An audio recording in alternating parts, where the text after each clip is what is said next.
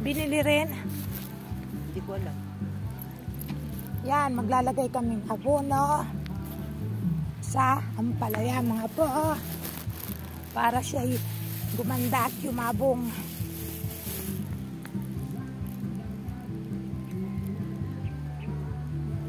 Ano yan? 45 days, ano?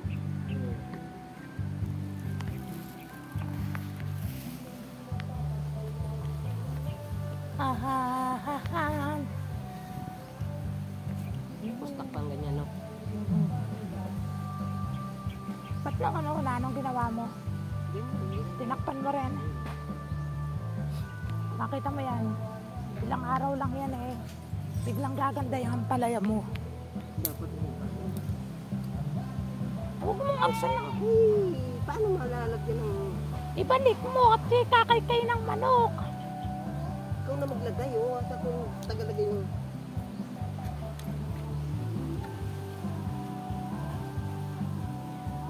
Pwede naman sa bandang labas ng ano eh. Huwag mo masyadong ilapit sa puno. Ganda ka sa puno para ma-absorb. Ay, ito. Na-absorb kong matapang yung hipot. Tuyo na yan, hindi na yung tapang.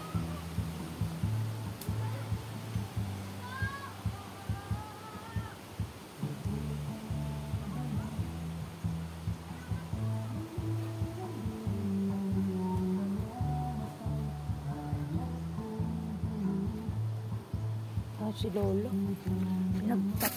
Bulok pa naman ang mga panan tukod na. Yan, dyan lang sa labas.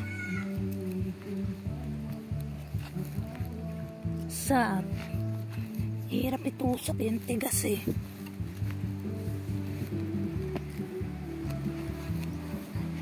Pag-ibig mo, sinta. Mapang isang gisap mata. Ang tigas na lang. Ba't kaya tumigas na masyadong lupa rito? Siyempre hindi ninupag ang buko. Abay, dati malambot eh. Ano ba yun?